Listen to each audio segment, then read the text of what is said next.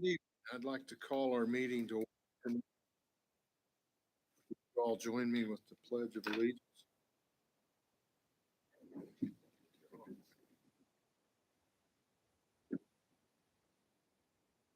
Pledge allegiance to the flag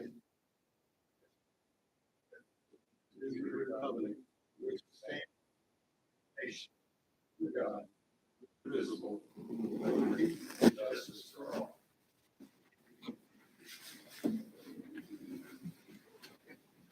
Now, if anybody at home's watching tonight, we are streaming, hopefully live, and we want reports on how it's working, sound wise and picture wise. And you can call Tom Leffler. I want to have Pastor Mac Martin from the First Baptist Church open us with prayer. Let us pray. Father, we want to come to you this evening to first say that we love you and we thank you for this beautiful gift of the city that you have given us. Thank you for the council members here that are dedicating their time. Thank you for the law enforcement and the firefighters and all the first responders here in the city. Thank you for the sacrifice that they are giving here as well, for your blessing upon them. But we just invite you into this time tonight. Lord, we just pray your blessing on this discussion and everything that's going to be happening this evening. We just welcome your spirit inside of this room and just ask for your wisdom to discernment on this. We thank you once again for this city and the blessing that we have, and we just pray that we can just hand this whole thing up to you. Lord, we love you and we thank you. In your name I pray. Amen. Amen. Thank you, Pat. Well, Mayor, I got my first complaint. It's not working.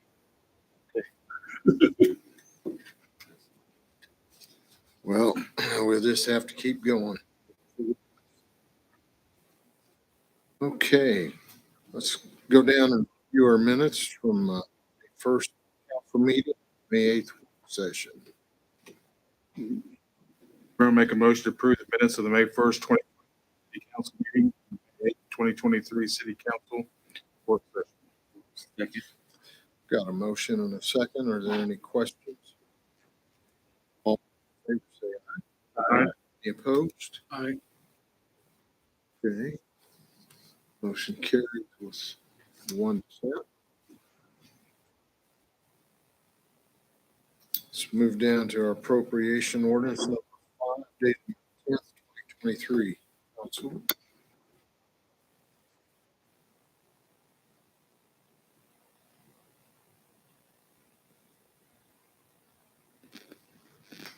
Move for approval of ordinance number 5, dated May 10th, 2023. Second. Got a motion and a second. All those in favor, say aye. Aye. Any opposed? Carried. Okay, we'll go to our visitor section, and we have representatives from the Kansas Municipal Utilities here to present one of our power plant operators, Leonard Kane, with an award of excellence.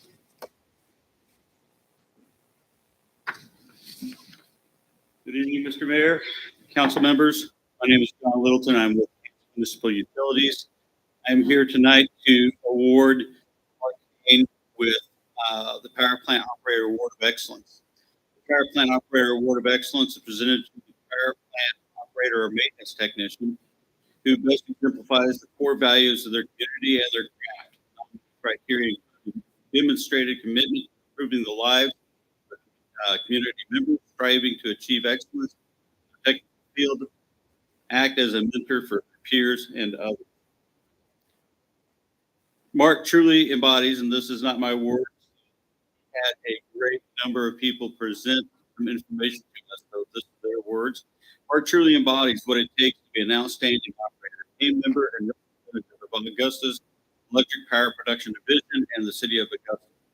He is exceptionally innovative, adaptable, and detail-oriented.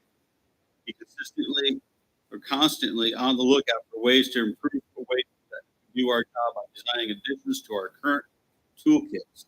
For example, he designed and fabricated rolling, customizable steel work tables that are extremely versatile and useful when fabricating new tools and parts, as well as for general purpose projects. These tables can even be fastened together to larger platforms. taking the lead in the APPA public power making activities, some of which include designing and making yard signs, placing them, fabricating signs for the service trucks, making a coloring contest for third, fourth, and fifth grade students in Augustus 2 elementary schools. Not sure if he has time to work, but that's. He even organized a food drive that benefited the community.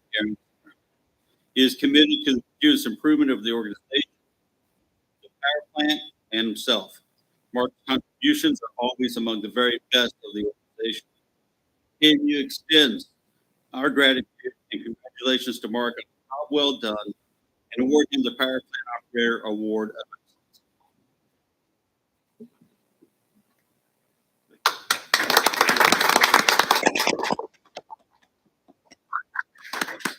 Thank you. Who we got? Okay, is Heather here tonight? Heather Brungard, is she here? Emails in the audience, I'd say no. Yeah. Want to make sure. Yeah. Would you like me to present her item? Yes. So Heather submitted an event request. This request had to do with the use of the carry-on ride stage in Garvin Park pursuant to the policy the city council adopted many, many years ago. Whenever you have a for-profit entity, in this case, I believe it's Davis, is requesting to utilize the stage, it requires government body approval. So I believe that the rest of the detail on the event is in your agenda packet. And so I'll turn it over to the governing body for consideration. Council. I'll make a motion to approve the Davis Dance Recital Request at Carry On Ride Stage on May 17th, 2023 from 6:30 to 8 o'clock p.m. Second motion. Got a motion and a second to approve this request. Any other questions?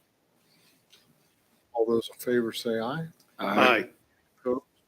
Motion carries. Thank you. Okay. Let's move down to our first business item. Fiber to the broadband internet presentation and draft. Yes, Mayor and Council, I'm going to go ahead and invite up our representative. Have a presentation prepared for you, but just as a matter of background, you go back to the start of the COVID pandemic. One of the things that really became obvious was the need for broadband, just faster internet. People were stuck at home. There was online virtual schooling, more people working from home, and the subpar capabilities of a lot of our internet network and speeds, especially in rural communities, became really obviously seen in the last 4 or 5 years. The speed pickup with companies investing in building new networks in rural communities. A number of different companies. One of them has previously appeared before the council. So Ideatech is the latest one that has proceeded down the path to provide you some draft agreements and things to look at. But I wanted them to be able to come before the council and explain their project, explain the technology, and one just help everybody learn about it, but also give you a chance to learn about their specific project. And then hopefully at the end of this, provide some guidance, some discussion direction, and want to move forward with some of these, considering some of these various proposals. So with that, I'll turn it over to our guests, let them introduce themselves, and I will pull up the presentation that they were planning on using. Thank you very much, Josh. My name is James Cristal, the Public Relations Manager for Ideatech. This is Thomas Sierra. I'm the Director of Business Development for Ideatech. well, just as Josh said, we're excited to be here today to kind of explain what Ideatech is to the community. We've been working a lot throughout the state. We're a local broadband provider out of Kansas, and what our mission to do is to bring internet freedom. Just as that PowerPoint presentation in front of you talks a little bit about. We were founded back in 1999 by our founder, reason. He was high school. He started as a computer repair shop. He was working on computers back then, and eventually he saw the green light of in that fiber was going to be the gold standard. So during that time, after graduating high school, going to school there, he was able to put fiber optics into the ground of Bueller, where my hometown is, and did such a good job that Bueller has the fiber. Verizon executive during that time gave him a computer to work on. Daniel worked on his computer, did a really good job, and said, "Yeah, I see what you built out towers. Would you be interested in building out some of our Verizon towers?" Long story short, gave Daniel a bid to build out one of those towers. I did such a good job that Tech actually built out all of Verizon 4G towers. 4G was, I know now we're into 5Gs, but that was a big thing for Idea Tech. Idea Tech was able to build out throughout the state. About 2015, we sold that portion of the business off to a company called Zayo Group, who purchased all that large enterprise. Daniel had a couple routes he could go. He could, take a leave and just go do something else. And what he decided to do was take what he had and invest in what we call 2.0, to where today we do fiber to home, fiber to business.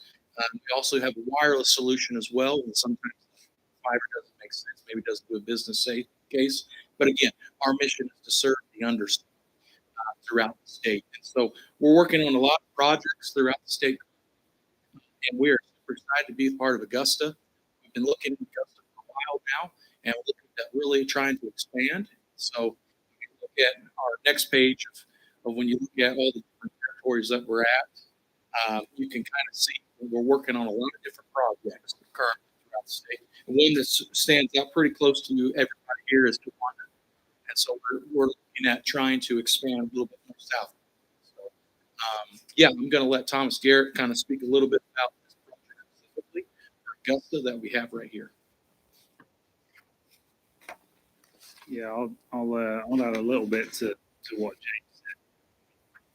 Through the process of selling a portion of the business after expanding, what we were left with, the company just the middle mile network that we built. Essentially, when you think about broadband, there's a couple of different things. Fiber that connects towns, that connects home sites, that's called middle mile, and then there's last mile infrastructure. You get to a town, you build out from a pop site, you serve the homes and businesses within a town. And so that portion, that piece of the network and that business that we sold was a middle mile network. It was, fiber that served cell towers throughout the state. And after the sale, we were left with a couple of markets where we had last mile, which was Bueller, Haven, and I think Mount Hope, small fiber to the home markets. And they basically took the capital from the sale and said, "Hey, we're going to reform the business and focus on fiber to the home and fiber to the business." It's where we think, the need is. And, the mission is internet freedom. So with the capital started reinvesting heavily over the last years. We've done a lot of expansions and a lot of fiber to the home projects. And now we operate, in a lot of communities you can see in Kansas. So it's really what we do. We've built a lot of infrastructure. We're building past, 2,000 homes every month at the moment. So we're building a lot of new infrastructure in towns like yours. And where we see the opportunity for us is communities that have a cable system. So today you have communications and AT&T. And so AT&T has a copper system that's been around for a long time. And then probably in the 80s, coax brought to town a cable system that's operated by Cox today. And really, fiber is the next generation. That's like the thing that's going to set up the city for the next 50 plus years of connectivity, where everybody has the availability for bandwidth. Super scalable, the same piece of fiber. If you go to slide, it says why fiber, and so question of why fiber. Fiber is the most scalable technology. What we do, the piece of infrastructure that we will build throughout the city that comes to the home is the same infrastructure, the same fiber optic line that carries that back across the state cell phone tower. And so if you imagine, I want to deliver enough bandwidth to go up the tower, broadcast throughout the state to connect, hundreds of thousands of cell phones. It's the same fiber optic cable that will build on directly to the home. And so you can imagine the data capability. You go back to the POP site and upgrade the electronics in the POP site, and the infrastructure that you build today is constantly scalable for the electronics that you can put at the head end. So that's why we think, Daniel was forward thinking enough to think, hey, fiber is going to be the next big thing. And we started doing it 10, 15 years ago. Nobody was doing it in Kansas. And we've been fortunate to be able to capitalize on his knowledge and the team that he built. When you look at coax type cable, you understand what it is. Created cable. And what they realized also is they could put it in as well. I came in the community not too long ago, sir, and I talked to a lot of local business owners and residents within the community, and I asked them about what kind of troubles they may be having. Were they having good options with the current internet providers? Would they be looking at something different with fiber features? And all those businesses that I went to, majority of those said, yes, we would definitely look at having a fiber option. A lot of times what happens is everybody's on coax cables and stuff. Every kid comes home from school, they hop online, everybody starts streaming nowadays. You notice that it bogs down. The nice thing with fiber infrastructure is you get your own individual line, but you don't have to worry about that bogging down system. And so that's one of the benefits of fiber, the data that you can push through. I don't know about you, but we hate the little gray ring that goes around the TVs. We don't actually do TV service, but we tell people, hey, you can cut cord, you can save money by going to a reliable internet provider. You can actually stream a lot of different things like Netflix, Hulu, YouTube TV.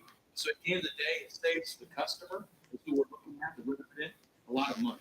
And it helps also keep them involved with applying for jobs, maybe working from home, doing doctor appointments from home. They don't have to worry about the Zoom connection going out and losing signal.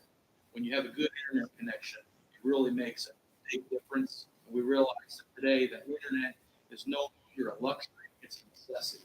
So that's one of the biggest things that fiber can bring. It's going to bring the future, and it's going to bring it to Augusta quicker rather than later. So something that James touched on really quick that I wanted to make sure you guys heard, we don't offer a television streaming service, and we don't offer cable television. So we're an internet that we do have.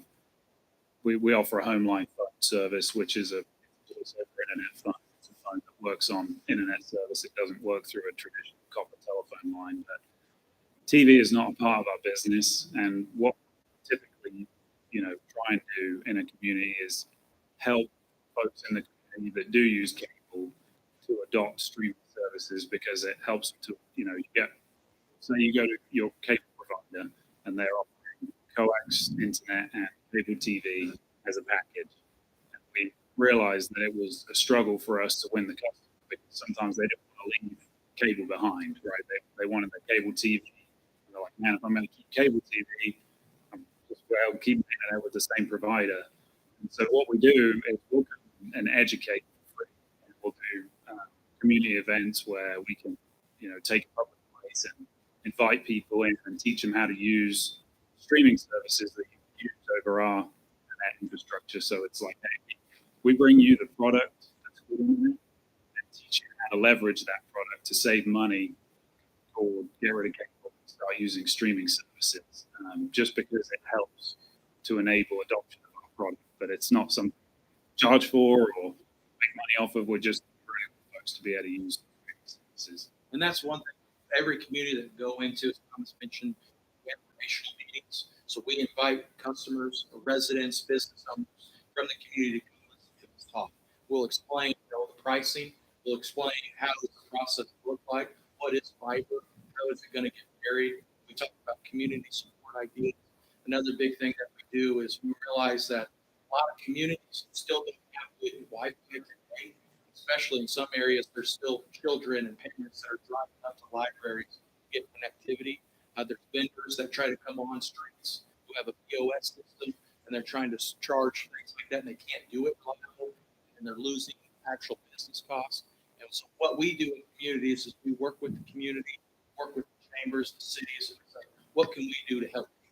what would be something that Augusta would want to make the city better. And a lot of times that we've done is we supply things to public homes so people can stay connected, Wi-Fi zones in certain business districts, parks, things like that, that allow us to have security cameras outside. And so it's really a big thing that we can do in the community, but love to be a community partner. As Thomas said, we don't have TV, we don't charge for it. But when we come into a community, we're pretty much nested in that community. We're very involved. We like to be part of it. We like to put our name behind a lot of things. And so I fully expect Idea Tech will be a full-on community partner and be coming to a lot of meetings to help out with things like that and just help with that. I guess second milestone. So I'll talk a little bit about, what I like to do at Augusta. And I mean, the simple way to say it is I'd like to serve every home and business in the city with a fiber optic connection. It's about $6 million of private investment, not asking for anything to do it, ready to spend the money. The fund is there, and we'd like to start expanding as soon as possible. It's probably about a year really to get the job done and get it all hooked up. Potentially it could happen faster, but I don't want to promise that. So it's about a year to get everything done, and that would obviously involve putting new lines in all across town. So, it can be a little bit invasive. So we understand that. James said we try and be a really good partner in the community by coming, visiting, setting up a pre-construction meeting, talking to public works, and you guys have a municipal facility that you operate, and just get to know everybody. And through that project, I came from project management. I was a project manager before I did business development. The biggest thing for me was, you've got to communicate. So if you're not communicating, things don't go great. And then what does that look like afterwards? Packages. These are pretty in line with what you'll see from a provider like us anywhere.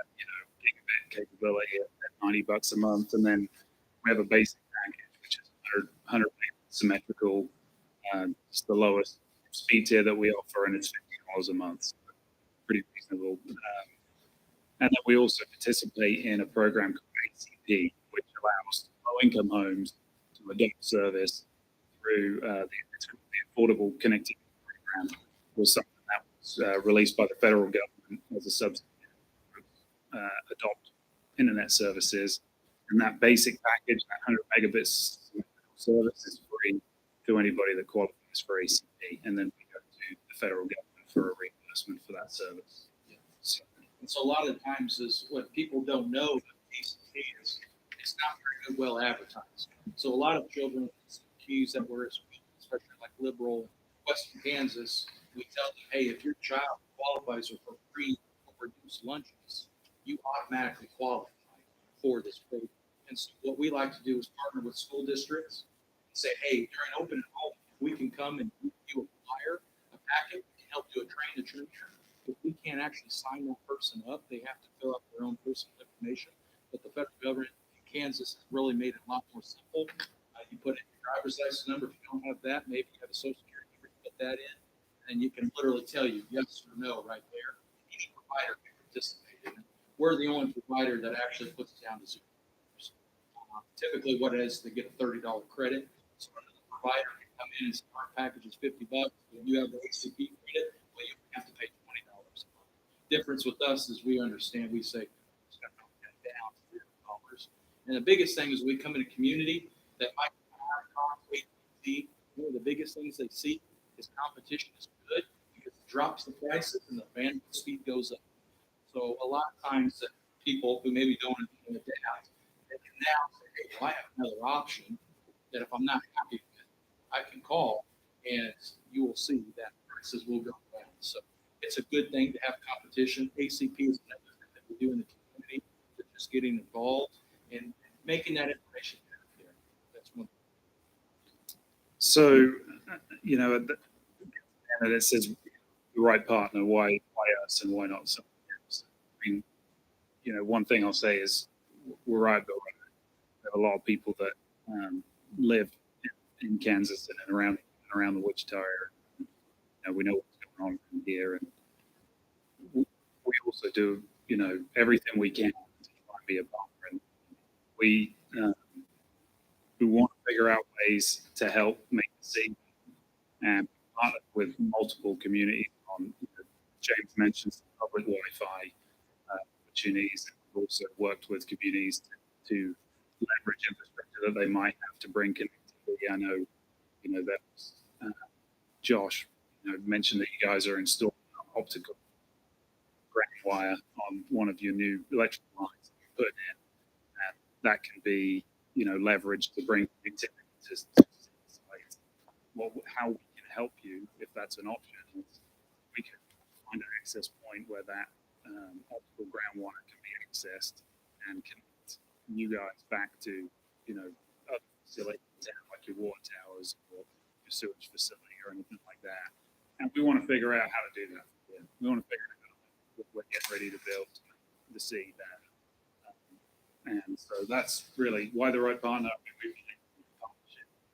We're doing it in a lot of communities, and we can be a good partner. And then, just to fast forward to what's our, there's a couple of things we have for you guys today. We have a franchise agreement, which becomes the matter of the course for a communications provider to operate in the utility right of way in town. And then we have a pole attachment agreement. And so we attached electrical infrastructures in the municipalities. We are attached to electric cooperative infrastructures all the time to deliver our communications infrastructure. We're really well versed in respecting the facility and attaching in a way that doesn't aggregate the value of it for you, and can coordinate with the other communications providers in town. Wouldn't be a burden to you. We do it all the time. But that would be over us. We have a pole attachment agreement in front of you for consideration too. And so, yeah, that's really it.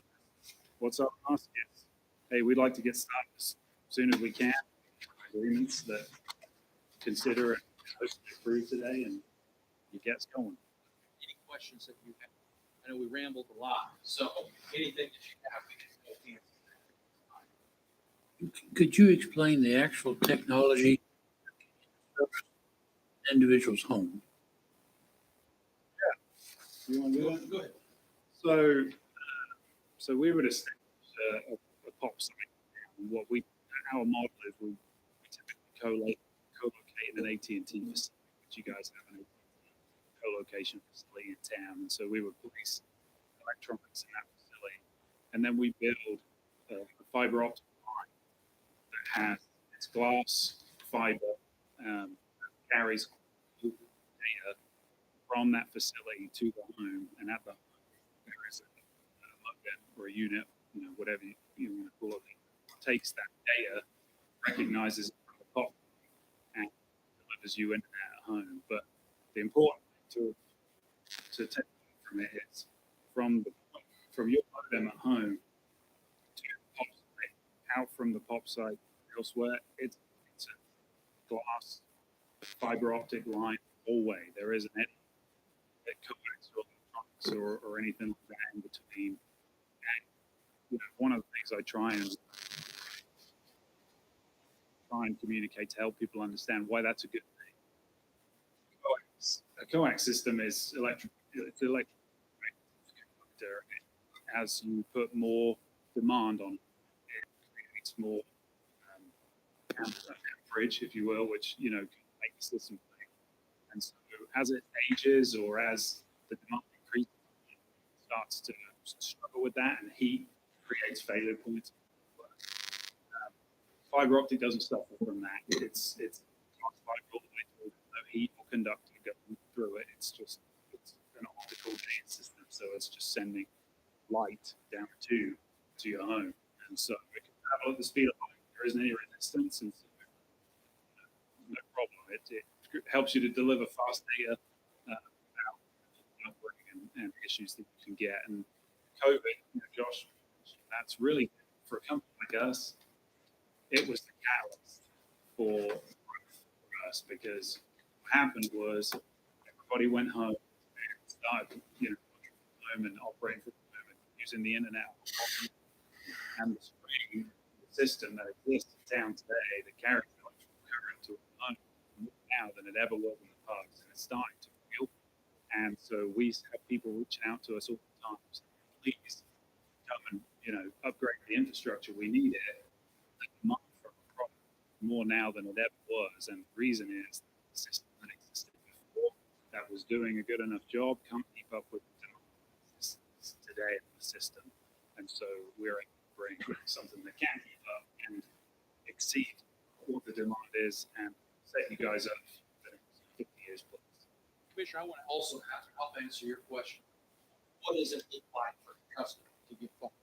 So what we do is we build those couple of little cabinets, completely flush with the ground.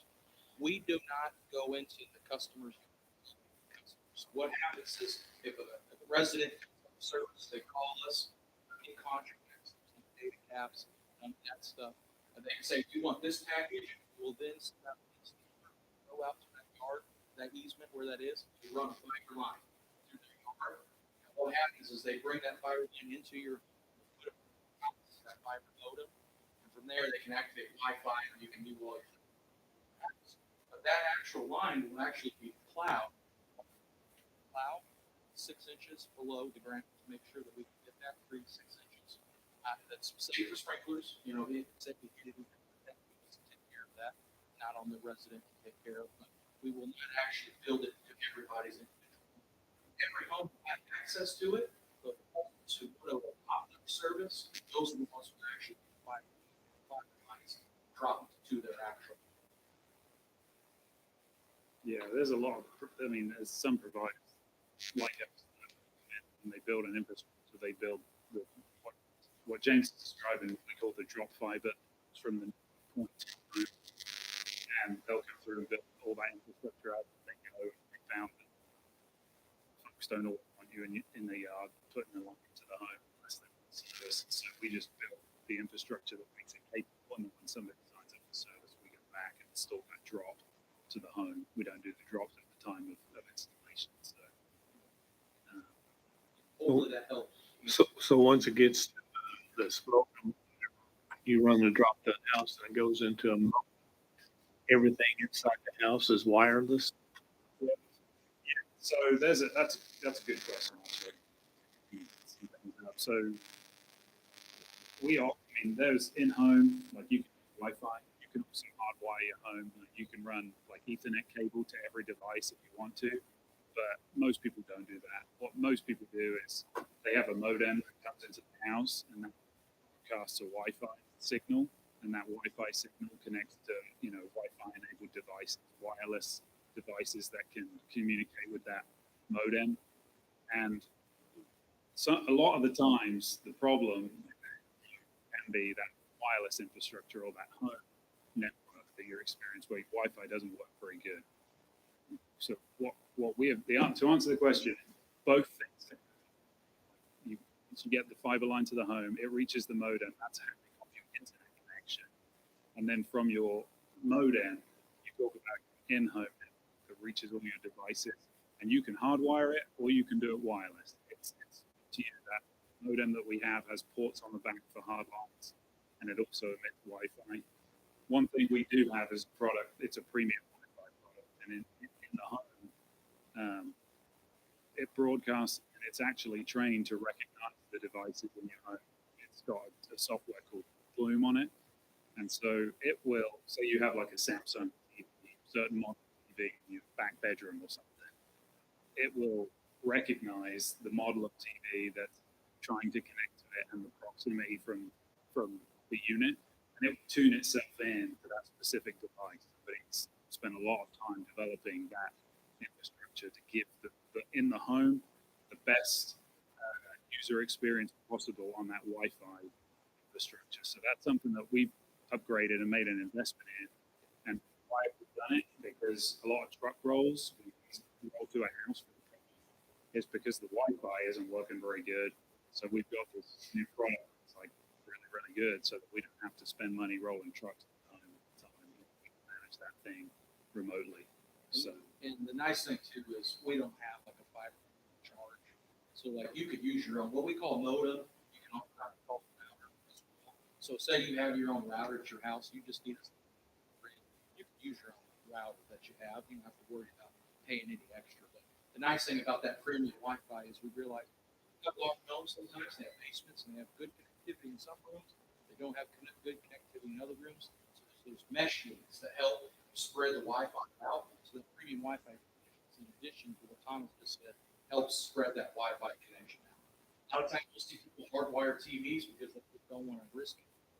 And you know, gig connection, 2 gig connection, yeah, you won't ever have to experience having too many people at your house and say, why is the Wi-Fi so slow? Because you have a good connection to it.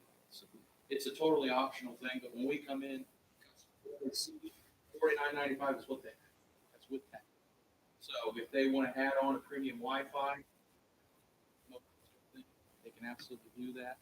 The only thing that we try to tax, unfortunately, is the phone because it has 8911, it has your federal, your state, and local taxes. That's about it. So just wanted to make that clear if you had any questions. But specifically to your question, to your point, you can do either one. Once you get into the home, you can deliver a Wi-Fi. The homeowner can decide if they want a Wi-Fi network or if they want a hardwired network. And what we'll hand off to is a modem that you guys can plug your own system into, or we can provide you with Wi-Fi. And you'll wire it to the customer's preferred location as far as inside the house. And the install techs are really good at that. What they'll do is they'll come out and they'll look at the home and they'll figure out, okay, where do you want it to be exactly in your home? And then they'll figure out the best path to get that drop to the home. And then they'll bring that drop in at the right point where they can efficiently get it to where you want it in the home. Yeah. And they've got this cool thing. It's almost like a cell phone that they can walk around and they can look at the connection of each room as well. So we have people all the time. They'll say, "Hey, I can connect. Can you help me connect my TV? Can you help me get that Wi-Fi on that?" Or, "Hey, I have this Ethernet, this blue cable that ran to my computer in the basement, and I plug that into my modem equipment." What I'm saying, we can plug that in. So we do that at the time of the install. Before our installs leave, they make sure the customer's happy and sign off. We won't leave if it's not happening. So our customer service is our number one priority, and making sure that we have an issue, we're out the same day. As Thomas mentioned, Wichita, Cleveland, Dallas, that's one of our best things that we have. We're very prompt on customers. Now, I think you answered this question, but the source of fiber is going to be the AT&T. That's what Have to wait for you to run a line to one. It's already, that part of it's already here. timeline to connect to customers. I mean, the construction's a difficult thing, right? Like it's hard once you kick off construction. I hate to make a commitment on when the first customer will light, but typically we say 60 to 90 days for first customer to light. So is that option available to all vendors? Just agreement you guys have with AT&T? So we use that facility because we're a CLEC. So we're a competitive exchange provider, and AT&T is required to allow infrastructure use to CLEC entities. So a lot of CLECs, Cox is a CLEC. Trying to think of other providers that you might know of that would be a CLEC, but a lot of providers fall under that designation, and so they can leverage that infrastructure. And providers be a broadband provider, but not qualified as that exchange carrier, and so they wouldn't have access to use that facility. They'd have to stand off site. So it's not unique to us, but it's something that we do.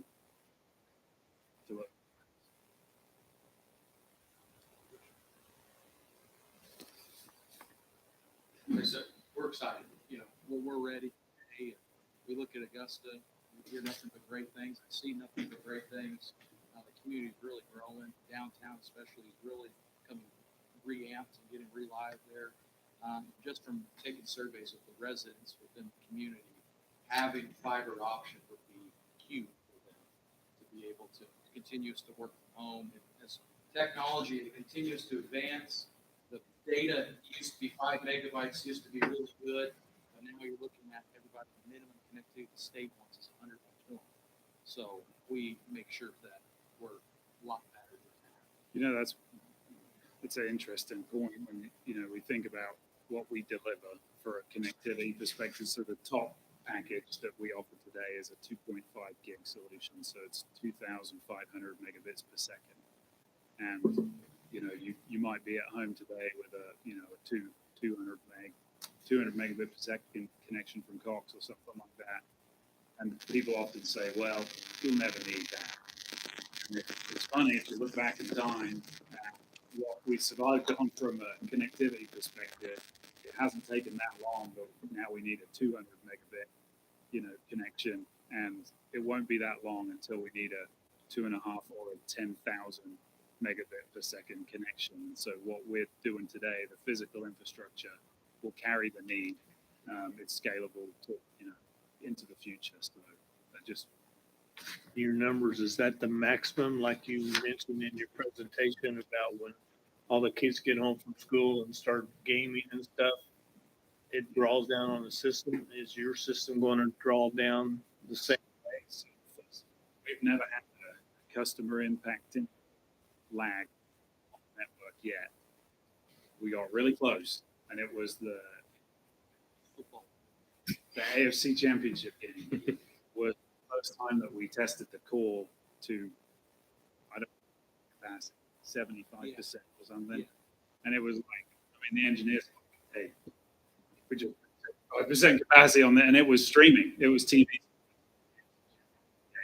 Did it. And so, no, we don't encounter it. And, yes, we've realized, okay, this is the first time we were actually slightly concerned with the core capacity, and we're going to continue to do upgrades to make sure that it's capable. So. One of the main reasons people, you look at Idea Tech reviews and things like that, is we specifically will not try to overdo our network by 50%, because you see a lot of networks, they have oversubscribers, and that's where you see that bogging down.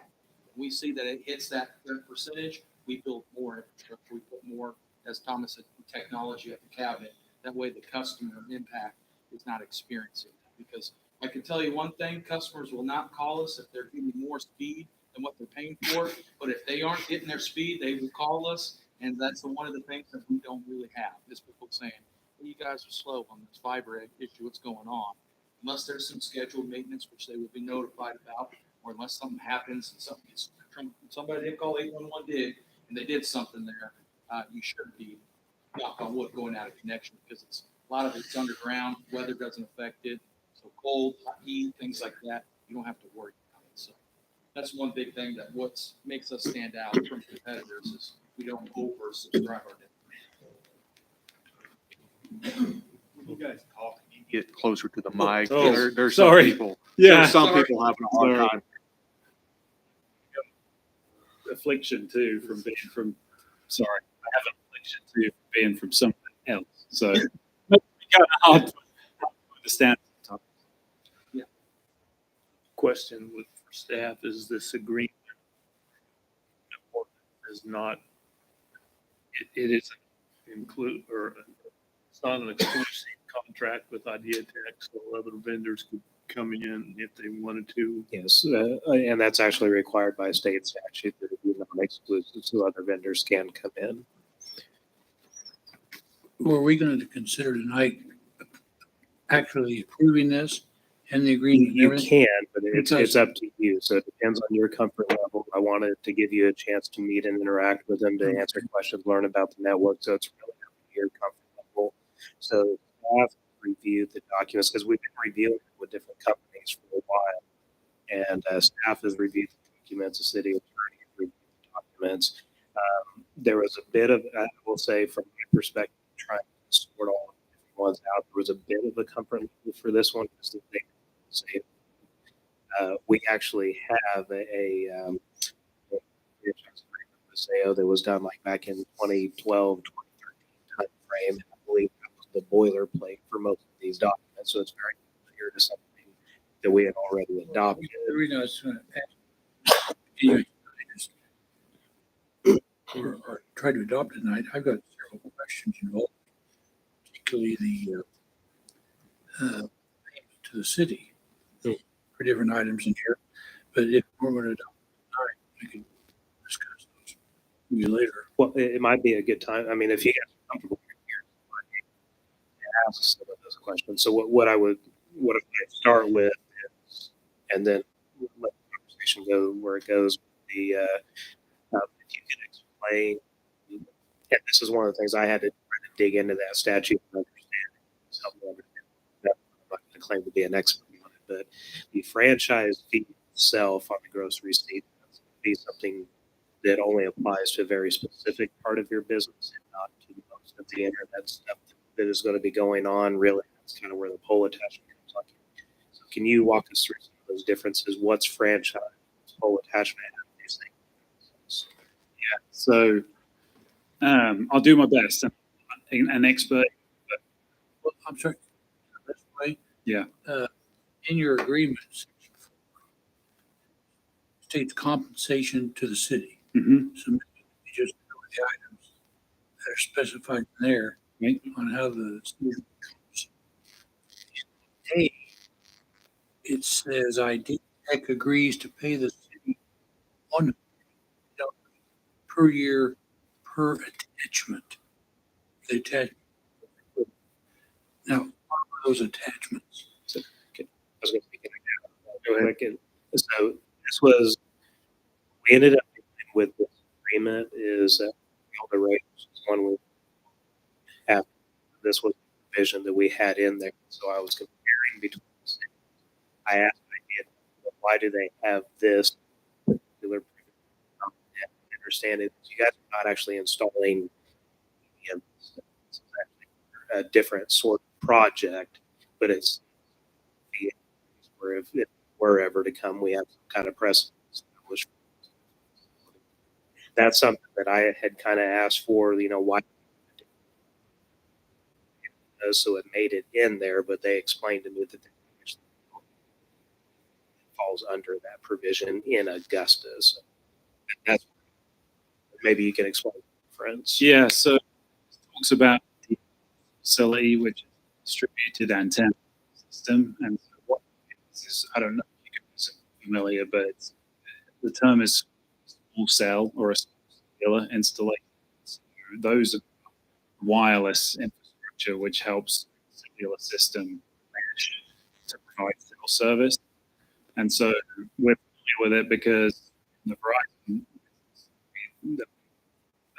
exited before, we installed a lot of distributed antenna systems that were used by Verizon. So we would facilities that we would lease to Verizon used to mesh their system.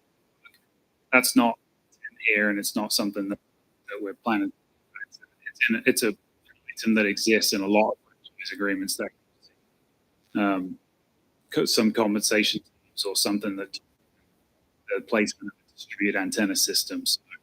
That item specifically is a little bit of a, if you will, we intend to do this project, but the franchise agreement would give us the right to do so if it was something that we were going to do. It lays out compensation to the city. So, Be a DHS franchise fee. Item B makes reference to remitting the 5% from gross receipts, but then it says, as identified in KSA C6. I've not read the statute, but it obviously means that you're not going to submit 5% on all gross receipts.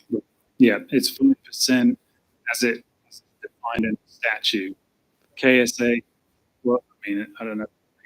Has So what do you include that you don't be on? So franchise fees under the statute are charged on phone, anything that's phone related. So any phone services that we would sell in the city, we would under statute be required to pay a 5% fee on, and not on broadband services. So on broadband internet, there isn't a franchise fee.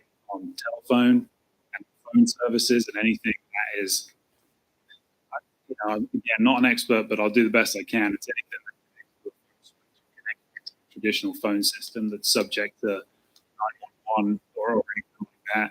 That revenue would be subject to a franchise fee. Only on phone service. Yes, only on phone service. And then the thing you see, if you look at, there's another statute that requires a provider to pay based on video services. So that would be cable. Again, we don't do any cable with this.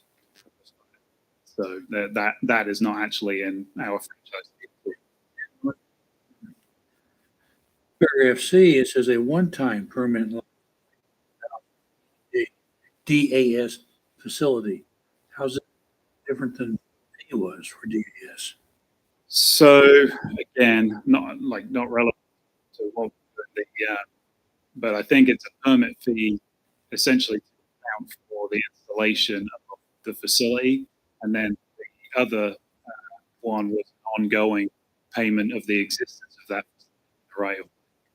So one would be a $1,000 for a permit to go install a small cell or a DAS facility, and then $150 for an annual existence of that facility. And then 3, there's rental charges in addition to any other costs and expenses or charges may be incurred. You shall pay $10 annual fee by the 31st for each pole attachment. Who keeps track, Josh?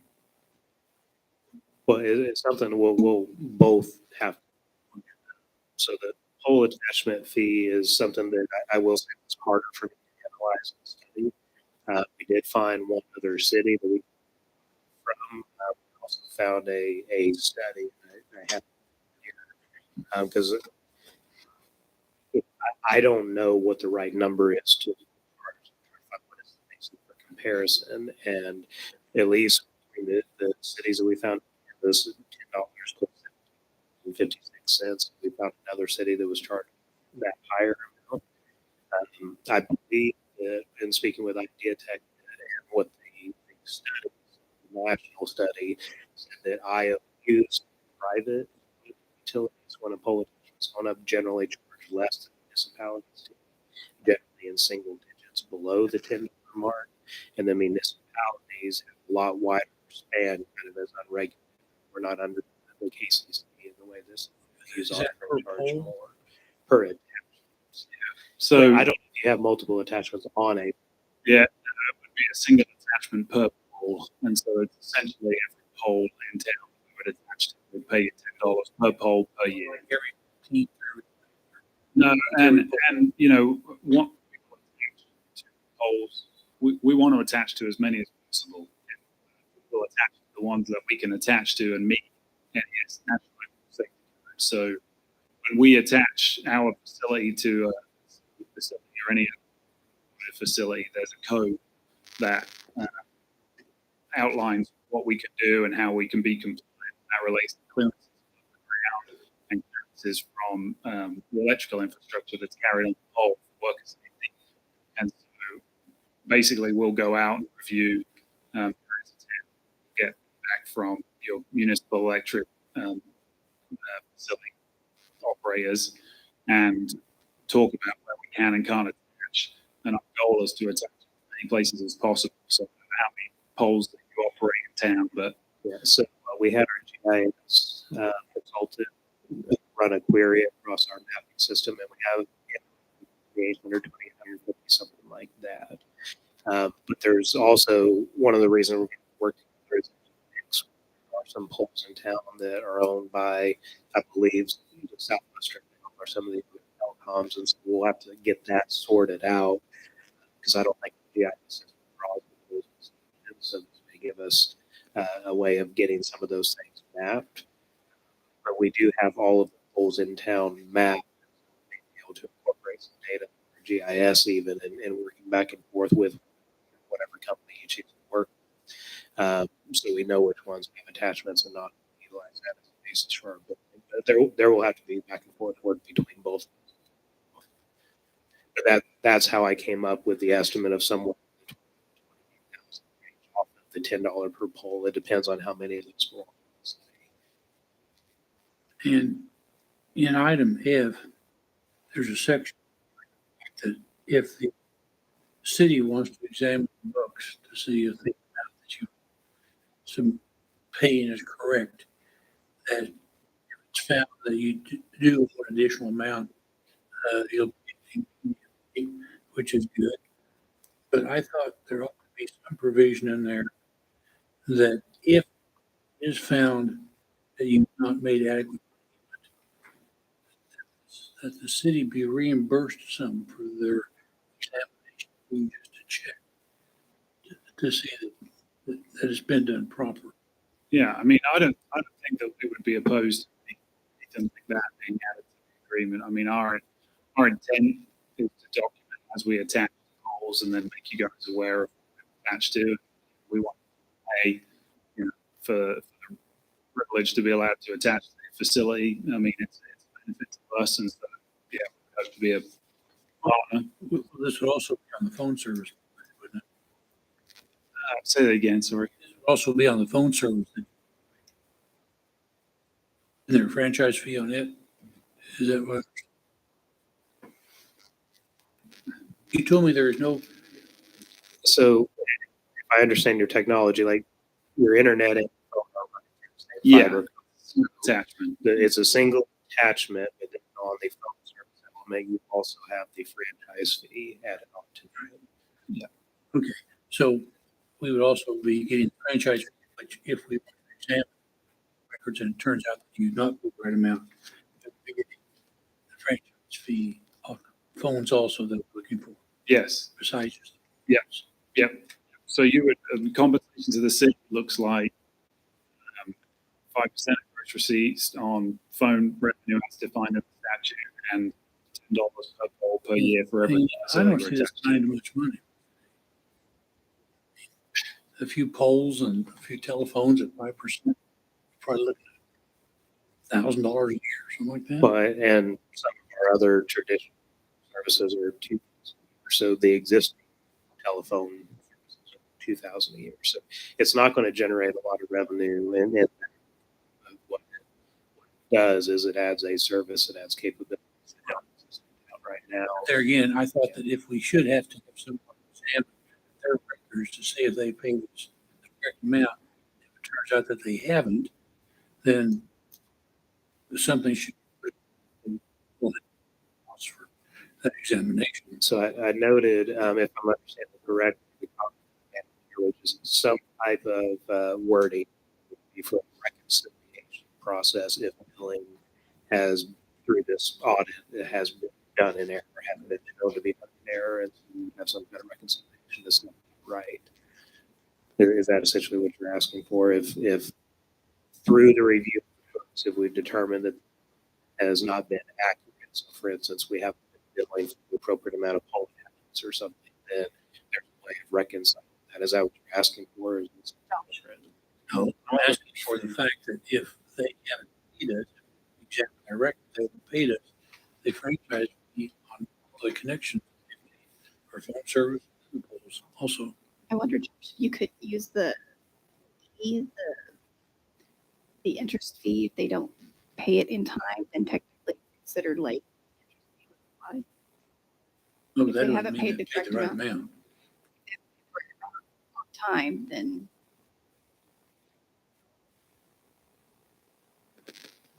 I wonder if there's a way to add to that wording.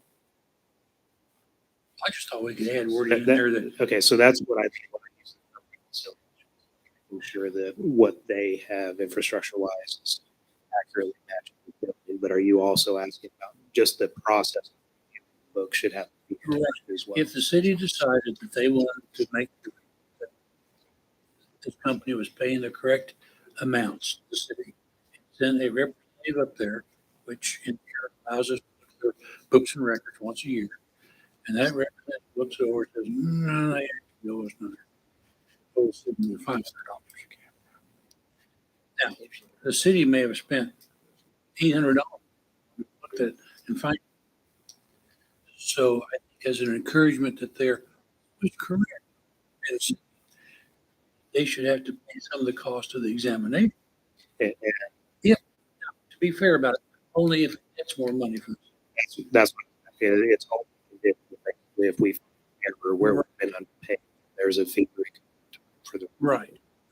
but that's what's proposed. I wouldn't have any problem adding language for that.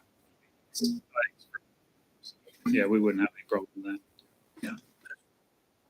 Josh, on these pole attachment agreements, do we have,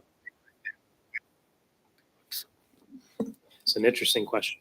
well, it's, I think it's going to make a lot of decision on these gentlemen and some of the things. I'll bring this up after you answer this.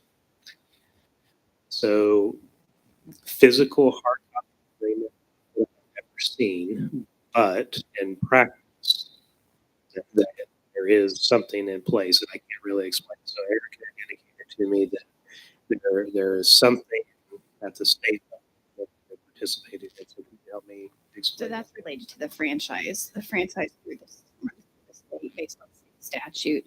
But cities can also request a certain percentage fee, which I think is that 5% that we get on the phone. In addition, we have received a pole attachment fee from Cox every year. And Is it based on a number of poles? it's based on certain numbers, and I'm just spitballing this. I think it's like $3 per pole. I was at the city, so we're looking at probably close to 20+ years ago, if not more. And they annually pay for however many poles they're attached to. They're not attached to every single pole. It's not a huge amount. And I'm thinking maybe in the range of $4,000 to $6,000 a year, maybe that we get. I have never physically seen an agreement or requirement, but they have paid it. We have billed them for that over the years. So I would rather see just an agreement that they reasonable, because then not try to make it per pole where you have to go out. yeah, and we've kind of leaned, and that's why I think some of the language changed. But right now, we don't have all that information. It tells us how many poles we have, and they give us $3 per pole. Well, my next question, Josh, is with Cox attachment for poles, when we get a bad pole and we're replacing it, I've been noticing people just keeping their attachments on the old pole, cutting the old pole at the top, putting our new pole beside it. Now, are we not allowed to touch their stuff? Are we not called to come out and their attachment to their poles? What's the deal there? I would have to ask the utility staff what that process is, what the dynamics are in there. I'm going to turn this. How you Yeah, I can actually add a little bit to it. So, I'll talk Evergy, right? You know, we do a lot of difference with Evergy. So, coordinate what we're talking about is joint use of facility through a software called Engines that municipal power facility operators can use, and it's basically a tool for communications providers, electric providers, anybody that to work. And so what we see today in an energy attachment situation is when they replace a pole, they'll put the ticket, and it will say, "Hey, you're attached to this pole. You need to come to a pole." And we have to show up and move our facility onto the new pole. We have the time. So we subscribe to that today, and we do it.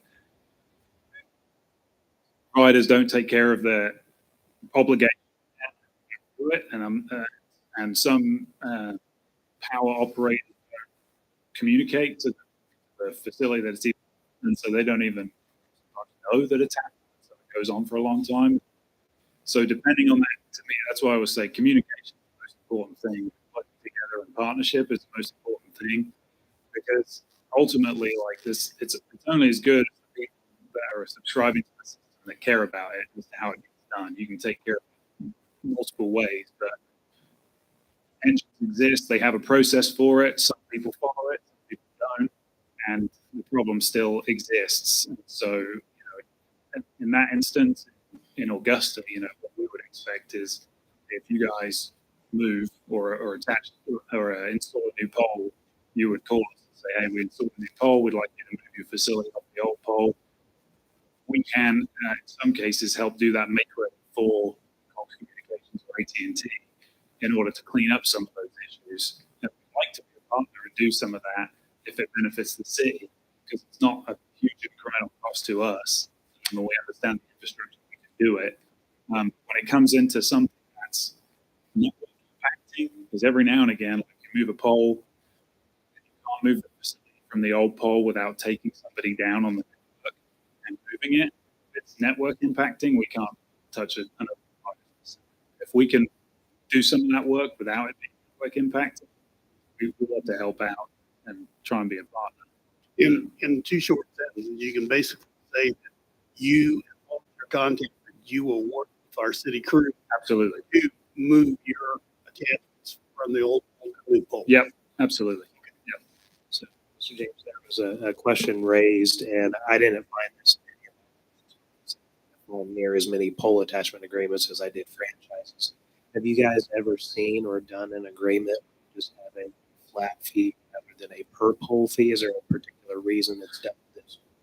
I've never seen it. I would tell you that it would be a little hard until we'd done some diligence to exactly what that would look like, just because the NESC code means that we can't always attach to all the facilities in town. And so until we start getting operational with you guys, figuring out, what does it, it's hard for us to know what benefit we're going to receive from the facility until we actually get into the nuts and bolts of figuring out how many poles can we actually leverage here to deploy our infrastructure. So I'm wondering if that fee would be a function of that exercise. So once that network has really grown, now the problem is like it is growing for a while. Yeah. Until it eventually stops. Where like once you kind of reach that peak, you know how many poles are attached, so you just kind of set the fee and then you don't have a revisiting thing. But I can understand why that's being rolled out, why that might be a problem. Yeah, I think to your point, if we wanted to have a post-deployment, if you guys wanted to do a reconciliation where you then didn't have to monitor it on an ongoing basis, we could put something in there that said, hey, the parties agree that the right to reasonably negotiate this fee ongoing should not be reasonably withheld. We could put that in there and come the end of the deployment, we can come back and talk about, hey, the flat fee made more sense. And then we could probably have a decent conversation. So, yep.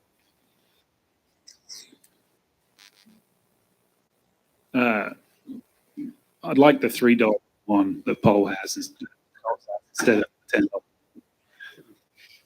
So what do you do in residential neighborhoods that don't have the lines? So where it's buried, we directly infrastructure in the ground and install pedestals. It's just buried in the ground. And so when we asked that question, I think we asked you for trench or is it all actually bored? It's going to be almost always bored in town unless there's a reason they can't do it. And one thing I will mention, we have a method of installation that's called a missile, which is not as bad as it sounds on first day. So you can go in and you can hand dig holes every so far, and there's a pneumatic ramp that works on a compressor. It kind of molds to the next hole and then molds to the next hole, and then you pull through it. And we have done that. We do it where it's difficult to get a rig set up in a place where you can set up to drill or something like that, but it's rare. Most everything that we're going to install that's in the ground inside the sea limits is going to be directionally drilled.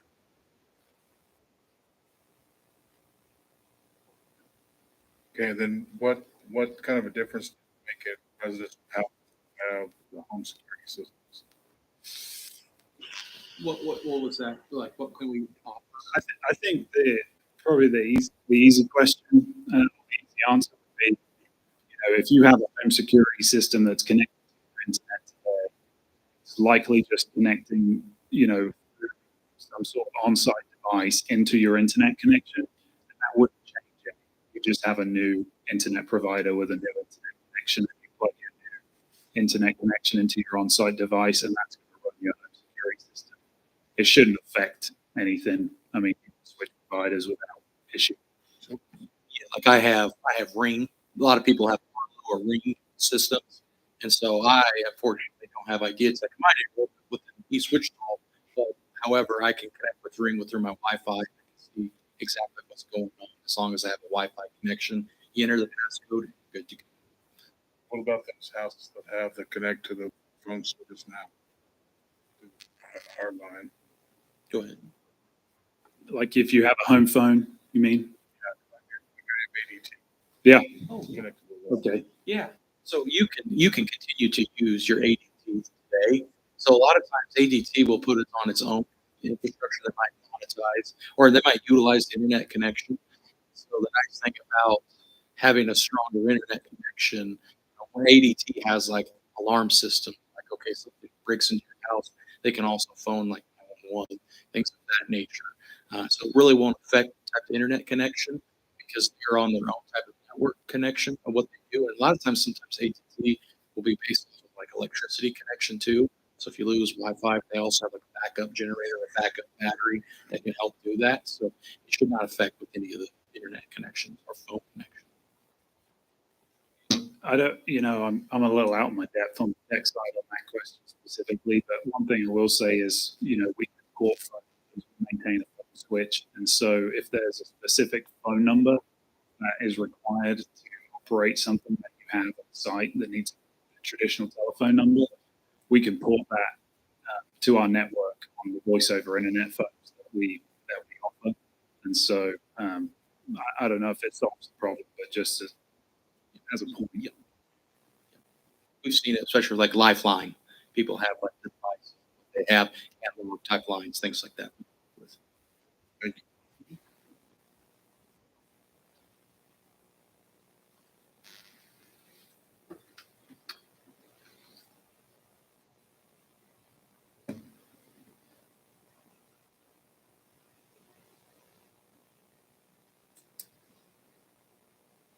I'd like to make a motion that we approve the draft franchise agreement and the full attachment agreement with Ideatech. I don't have any problem with approving it. I would like to see the agreement with the changes we suggested though first. Yeah, so the way I understand your motion, Ron, it would be as presented. As you're saying. Come up with something. Yeah, so we don't have the exact wording on those other, not complicated, but we don't have the exact wording in here right now. And so if I understood correctly, the two things that you talked about kind of represent the process in the audit, and if we notice error in that there is a fee associated with that review. And then on the $10 piece of it for the poll attachment, having some sort of language that says we can revisit in the future, kind of mutually between us. And once full employment is reached, there's an opportunity to evaluate how you want to set up that fee structure. So I don't exactly know how you recorded that, but those were the two things. Well, is there such an emergency on this that we couldn't put it in written form that maybe the next meeting? I don't have an emergency. I know all of the companies are working very quickly to try to do rollout. I mean, I'm not under the emergency, but I mean, Ideatech can explain their process and timeline. So our next meeting would be on June 5th. That would be the next time it would be presented. I mean, we would like to get started.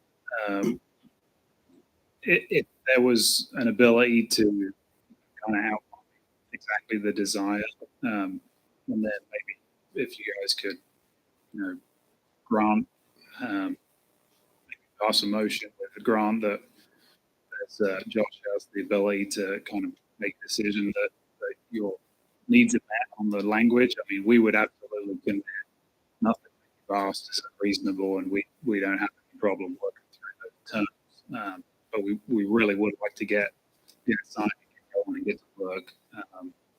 We've been working pretty hard on lining up this deployment and getting the agreements to something that you would be, happy with. So we like to get going if we can. We like to get going. What kind of timeline are you looking at on starting? Yeah, that's, one of the things here is like, we got correct authorization to start lining up construction contracts and, put folks to work, but we'd like to get started here in the next 3 days. A lot of times you got those pre-construction meetings, getting the right people, Kansas Gas providers, line locators, words, those things take time to get them going. And so having this done today would just really help line that up to next month and then get it. And do you start by, doing what you're seeing at the same time you're setting up at the AT&T building, or does that go first, or how does that sequence go? We run everything currently. Okay. Overlapping workflows all the time in the deployment process. I mean, that's one of the things that we've been successful with, where other providers haven't, is we deploy pretty quickly, and we do that by having a really good team that can overlap all the workflows to work together. So, Mayor and Council, have just been discussing with this. So the attachment agreement, like you have precedent and other things that we've done where you kind of get the feedback and direction that say the approval is contingent on like the city attorney signing off on final language or something like that. But one of the things Andrew just pointed out, that in the case of the franchise, you were doing that by ordinance. This is an ordinance that you're approving. And so I don't know that our comfort level is all that high of approving the ordinance and then changing the language to that later, or not having that fully realized. One of the things I would ask is how important is that reconciliation? If you want to move forward with it tonight, how important is that reconciliation kind of language? But so are you willing to not do that part or to pass it as written? But if you really want that, because it's an ordinance, I think there's an element of discomfort of doing that without having finalized language. And Andrew, I don't know if you want to comment any further. Well, one idea is could you guys get started just the full attachment agreement? Is there something about franchise agreement that would you want final passage on before?